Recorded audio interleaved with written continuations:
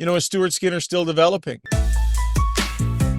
They have to start getting a few younger players in here. They got to get some guys so that they can continue on.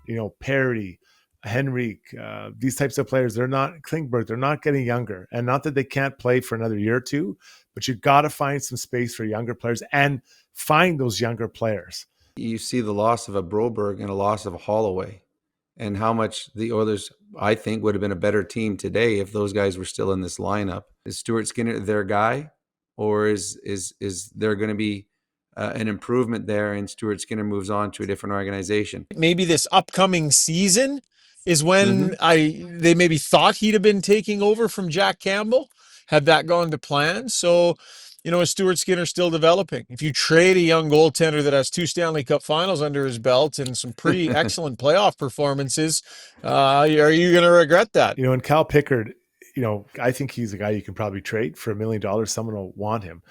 And the key moment for me was after the game on TV, Cal Pickard went and kneeled right beside his buddy. That tells me so much about Cal Pickard. He could have just stayed on the bench or hit with the buddies, whatever, but he went out there and sat beside his buddy and said, hey, this is what happened. We lost.